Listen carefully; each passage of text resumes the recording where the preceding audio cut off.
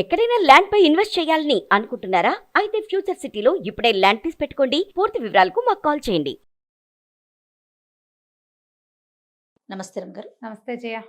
రమగారు, ఇల్లు ఇంట్లో ఉన్న వారందరూ సుఖ సంతోషాలతో ఉండాలి, సంపద బాగుండాలి, ఆరోగ్యంగా ఉండాలి. ఇలాంటివన్నీ జరగాలంటే ఇల్లాలు చక్కగా ఉండాలి అనేది మనం ఎప్పుడు చెప్పుకుంటాం. ఇంటిని చూసి ఇల్లాలని చూడాలి, ఇల్లాలని చూసి ఇంటిని చూడాలి, అట్లా చెప్పుకుంటాం కదా.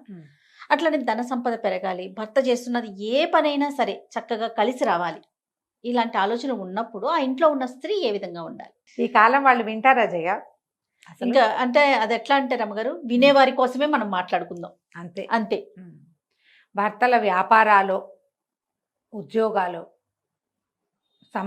సంపాదన పెరగాలంటే బేసిక్ రూల్స్ కొన్ని ఉన్నాయి జయ. ఎవరికైనా భర్తలకేంటి, ఒక ఇంట్లో వాళ్ళకి డబ్బులు రావాలి, ధనం వృద్ధి చెందాలి, వాళ్ళు చేస్తున్న ఏ వృత్తి వ్యాపారాలైనా ముందుకెళ్ళాలి అంటే మొదట ఇల్లు శుభ్రంగా ఉండాలి, శాంతిగా ఉండాలి, ఇంట్లో ప్రశాంతత ఉండాలి. ఏ పూజా విధానాన్ని వీళ్ళు అవలంబిస్తారో వాళ్ళ కుటుంబాల్లో ఆ విధానాలు మానకూడదు, మార్చకూడదు. కొత్త దేవుడు అండి అని కొత్త దైవాలను తెచ్చుకోకూడదు. తెచ్చుకో, కానీ పాత దైవాన్ని విడనాడకూడదు. వాళ్ళ ఇంట్లో ఒక పద్ధతి ఉంది. ఇప్పుడు కోడళ్ళు బయట నుంచి వస్తే ఏం చేస్తారంటే జయ, తల్లుల ప్రభావం ఎక్కువగా ఉందనుకో, పుట్టింటి పూజలు తెస్తారు. తేయకూడదని కాదు, తేవచ్చు, పాతది మానేస్తారు. అత్తవారింట్లో ఒక నిత్యము అక్కడ పూజింపబడే దైవము, చేయబడే ఒక విధానము, అవలంబించే ఒక ధర్మము, ఆ ఇళ్లలో ఒక పద్ధతి ఉంది. ఎవరికైనా అన్నం పెడతారు, పక్షులు గూళ్ళు పెట్టుకుంటాయి వాళ్ళ పెరట్లో, అలాంటివి కూడా చేయ. తర్వాత ఎవరికైనా ధన సహాయం చేస్తారు, ఏటా ఇంతమందికి బట్టలు ఇవ్వాలని, ఇంతమందికి ధనం ఇవ్వాలని చేస్తుంటే ఇది కంటిన్యూ చేయాలి. అవి మానకూడదు. రైట్. అత్తగారు చేసేవి ఏవైనా, అత్తవారింట్లో జరిగేవి ముందంతా లేదండి మా అత్తగారే మొదలు పెట్టారు, నేను చేయకపోతే ఏమవుతుంది అని అడగద్దు. అత్తగారు కూడా చేసేవైతే మంచిదే, కానీ మన అత్తవారింట్లో ఒక విధానం సాగుతోంది, దానివల్ల వీళ్ళు బెటర్మెంట్కి వచ్చారు అంటే బాగున్నారు అంటే అది మానకూడదు. ఏవైనా చెడ్డ పనులు ఉన్నాయి వాళ్ళ ఇంట్లో, దీనివల్లే మీకు ధన సమృద్ధి లేదు అని మీరు ఏ పురోహితుడితోనో, ఏ జ్యోతిష్యుడితోనో, ఏ ధర్మశాస్త్రం, ఏ విచారణ చేసి చెప్తారు కదా, ధర్మ విచారణ చేసి వాళ్ళ వల్ల కనుక తెలుసుకుంటే ఆ పర్టికులర్ విధానం మానుకోవచ్చు. ఓకే. కానీ శుభప్రదమైనది, నలుగురికి ఉపయోగపడేది, ఈ ఇంట్లో నుంచి కొంత బయటికి వెళ్ళి పాజిటివ్ ఎనర్జీగా మారేది ఏదైనా ఉంటే అవి మానకూడదు. ఇల్లు శుభ్రంగా ఉంచాలంటే జనాలకి ఇప్పుడు ఓసిడి ఒకటి పట్టుకుంది. వాళ్ళు రేపు కోవిడ్ తర్వాత విపరీతంగా ఓసిడికి గురయ్యారు. అవునండి.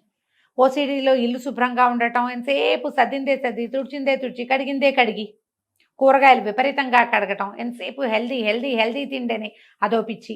పీరియడ్ ఇష్యూస్, అది కలుపుకుంటే ఏమొస్తుందో, ఇది కలుపుకుంటే ఏమొస్తుందో, అది కలిసిపోయింది కాబట్టి అదేదో అవుతుందేమో, ఇలాంటి భయాలు పిచ్చల కింద ప్రబలిపోతున్నాయి. పిచ్చ వల్ల ఏమి బాగుపడదమ్మా, పిచ్చి కింద పిచ్చే డెవలప్ అవుతుంది. అవును. పిచ్చికి పడద్దు. అలాంటివి ఏమైనా ఉంటే దాన్ని రిపేర్ చేసుకోండి, దానికి వైద్యం చేయించుకోండి. కానీ అక్కడ అంటే చేయబడేటువంటి, అవలంబించబడేటువంటి ధర్మ మార్గాన్ని వదిలిపెట్టద్దు. సాధారణంగా ధన సమృద్ధి అనగానే లక్ష్మీదేవి, ఈశ్వరుడు రెండు విధానాలు ఉండాలి.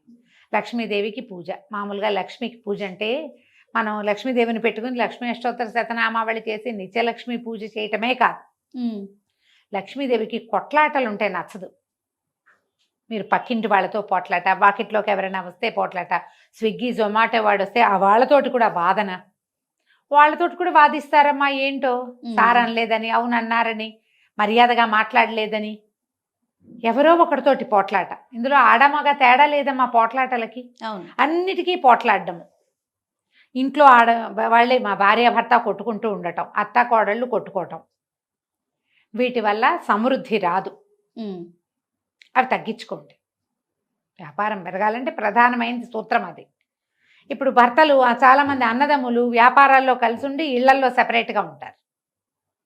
అలాంటి వాళ్ళు కూడా కనిపిస్తారు. మనము వాళ్ళకి తగాదా పెట్టేలాగా ప్రవర్తించకూడదు. సెల్ఫ్కి పెద్దపీట వేయకూడదు. సర్వతోముఖాభివృద్ధి, ఫ్యామిలీ ముందుకెళ్ళాలంటే నా సంగతే నేను చూసుకుంటా అన్న ఊహ చేయకూడదు. అప్పుడు ముందుకెళ్తాం. నీ ఒకదాని కోసం చూస్తే ఇంకేముంది, సంఘటిత శక్తులు అవి ఏమి ఉండవు అక్కడ. మనమే ఉంటాం. కొన్నాళ్ళకి మనం సెపరేట్ అయిపోతాం. ఈ ఒంటికాయ సొంటి కొమ్ము జీవితం ఏం సుఖం? దానివల్ల సుఖం లేదు కదా. అవును. లక్ష్మీ పూజ చేయటం, తర్వాత ఈశ్వరారాధన చాలా మంచిది. ఇప్పుడు మనకేంటంటే పర్వదినాలు వస్తాయి. ఇప్పుడు ఈ నమ్మకాలు లేని వాళ్ళకి ఏం చెప్తామంటే, వాళ్ళకి ఇది పూజ చేసే నమ్మకాలు అయితే ప్రార్థన చేసే నమ్మకం ప్రతివాడికి ఉంటుంది. పూజ ప్రార్థన రెండు సమానమేనమ్మా, ఒకటే. నువ్వు అది చేస్తావా ఇది చేస్తావా, ఏ విధానాన్ని అవలంబిస్తే దాన్ని సజావుగా అవలంబించండి. మీకు ఇంకొకటి ఏదో మీ సిస్టము, ఆ సిస్టంలో కూడా దానము, ఇతరులకి సహాయము, ధర్మ ప్రవర్తన అన్ని ధర్మాల్లోనూ ఉంటుందమ్మా. కదా. దేనిది దానికే, దేని రకం దాందే. వాళ్ళకి ఏదో చెప్తారు, ఇంత ఇంత దానం చేయాలని, ఇంత కలిసి ఉండాలి, ఏవో ఉన్నాయి కదా. ఇది ధరించాలి, ఇప్పుడు పూజ చేయాలి, ఈ సమయంలో ఉపవాసం ఉండాలి, అందరికీ ఉన్నాయి. మీకు ఏది ఉంటే అది పాటించండి. ఏ రకమైన ఆరాధన ఉంటే ఆ రకమైన ఆరాధనని ముందుకు తీసుకెళ్ళండి. ఈశ్వరుని పూజ కూడా ఖచ్చితంగా శివారాధన ధన సమృద్ధికి కారణమవుతుంది. శివుడు ఐశ్వర్య ప్రదాత, మోక్ష ప్రదాత కూడా. ముందు ఐశ్వర్యాన్ని సాధించండి, మీకు లభించిన ఐశ్వర్యాన్ని పంచండి ప్రపంచం మీద. అప్పుడు మోక్షం వైపుకు వెళ్లేందుకు కూడా దారి కనపడుతుంది. అంతే. మీకు వచ్చిన దాన్ని మీరే దాచిపెట్టుకుంటూ ఉంటే కొన్నాళ్ళకి ఏమవుతాం, నరకంలో పడతాం మనం. మోక్ష సాధన లేదు. ఇంకా మనకి ఎంత వచ్చినా సరే అందులో నుంచి కొంత దానం చేయాలి, కొంత ప్రపంచం మీద ఖర్చు పెట్టాలి, కొంత ఇతరులకి అయాచితంగా ఇచ్చేసేయాలి. వాడు అడిగితే ఇవ్వడం కాదు, నీ అంతటి నువ్వే ఇస్తూ ఉంటే వస్తూ ఉంటుంది. వ్యాపార సూత్రంలో ప్రధానమైనది జయ, ఎంత బయటికి వెళ్తే అంత వస్తుంది. 10 వాళ్ళని పెంచుకోండి. అందరివి ఒక 10 కుటుంబాలు, 25 మంది ఉన్నారు మీ దగ్గర, 50 మంది ఉన్నారు, వాళ్ళందరూ బాగుండేలాగా చూసుకోండి. అందరూ సంతోషంగా ఉండాలి. ఎవరికో ఏదైనా ఇబ్బంది వచ్చింది, ఈ సంస్థ ఎవరైతే ఉన్నారో వ్యాపారస్తులు, మేము ఉన్నాం పర్వాలేదు మేము చూసుకుంటాం, వాళ్ళు ఇంకా లాయల్గా పనిచేస్తారు. దాని నుంచే కదమ్మా డబ్బు వచ్చేది. మన వ్యాపారం ఇంకా బాగా పెరుగుతుంది. ఇవన్నీ బేసిక్ రూల్స్ కదా. అంతే కదా. ఇవి ఒకళ్ళలో ఉంటే సరిపోదు జయ, మంది మీదకి వెళ్ళాలి ఇవి. ఇప్పుడు ఒక ఫ్యామిలీ పెద్దకి ఈ రకమైన అవగాహన ఉంది, మిగిలిన వాళ్ళంతా వ్యతిరేకించకూడదు. వాళ్ళు వ్యతిరేకిస్తుంటే వాళ్ళని కూర్చోబెట్టి వాళ్ళకి అర్థమయ్యేలాగా చెప్పాలి. ఇది మన వ్యాపార సూత్రం, ఇదే మన ఐశ్వర్యానికి కారణం. ఇలాగే ఉండాలి. దీన్ని ఈ రకంగా మీ ఐడియాలజీ అంతా బయట ఏదైనా చేసుకోండి, ఈ ఫ్రేమ్లో మాత్రం ఇంతే మీరు, అంతే. ఇలా ఖచ్చితమైన నియమావళి గనక ఈ ఇళ్లల్లో ఉంటే ఆడవాళ్ళకి ఉండాలి. మగవాళ్ళు దానాలు చేసేవాళ్ళైనా ఆడవాళ్ళ చేతులు చిన్నవనుకో కష్టం, ఇంకేమిస్తారు. అవును కదా. పూర్వం అట దీని మీద చిన్న కథ చెప్తా చూడు. ఒక ఆయన పిసినారు, వాడు వ్యాపారస్తుడు, బాగా సంపాదించాడు. భార్య ఆవిడకి ఏంటంటే ఇలా సంక్రాంతి వచ్చిందంటే దానం చేసేయాలి, 4 బస్తాలు అక్కడ పెట్టించు, నేను దానం చేసుకోవాలనేది. ఆవిడ పెద్ద పెద్ద అరిచేతులు, తీసిందంటే తవ్వెడొస్తాయి. అయిందా. ఆయన ఏం చేశాడు, కుమారుడికి పెళ్లి చేశాడు. 22-21 ఏళ్ళు వచ్చినాయి, పిల్లకి 16 ఏళ్ళ చిట్టి పిల్ల, అందమైన పిల్లని చేసుకున్నాడు. ఆ పిల్ల ఆయనకి తెగ నచ్చింది. దాని బుజ్జి బుజ్జి చేతులు, చిట్టి చేతుల పిల్ల. కొంతమంది ఉంటారుగా. అక్కడి నుంచి పెళ్ళి అవగానే ఏమన్నాడు, ఏమే ఇన్నాళ్ళు నువ్వు చేసావు దానం, ఇక నుంచి కోడలు చేస్తుంది, నువ్వు ఇంకా బియ్యము దానం చేయడానికి పూనుకోవద్దు. ఓకే. వాళ్ళు నవధాన్యాలు వాకిట్లో పెట్టించాడు. దాన్ని 9 కాదులే, కొన్ని గోధుమలని జొన్నలన్నీ పెట్టించారు. అమ్మ జొన్నలు పెట్టమ్మా అన్న వాళ్ళకి జొన్నలు పెడుతుంది. అత్తగారి పీటికలతో పెట్టింది అనుకో దోసెడవుతాయి అవి. కోడలు పీటికలతో పెడితే ఇదే అవుతాయి, ఎక్కువ ఉండవు. అమ్మాయి చక్కగా దానం చేయమ్మా నువ్వు అని కోడలు కప్పచెప్పాడు. కోడలు కప్పచెప్తే కోడలు ఏం చేసేది, ఒక పిడికిలు చాలదు, 3 పిడికిళ్ళ దానం దాని పుట్టింట్లో అది నేర్చుకుంది. ఈయన 3వ రోజు సాయంత్రం ఊరు నుంచి తిరిగి వచ్చాడు, చూసుకున్నాడు బస్తాలన్నీ ఖాళీ. పిల్ల కనుక పిడికిడితో కాదు దోసెడితో పెట్టినా ఎక్కువ పోవే, సగం పైగా ఉండాలి. ఆశ్చర్యపోయాడు, ఇదేమిటి ఇటా అయింది అని ఆ అమ్మాయిని అడిగాడు. అమ్మాయి అందరికీ దానం చేసామండి, చేశాను మామయ్య గారు, చక్కగా చేశానండి.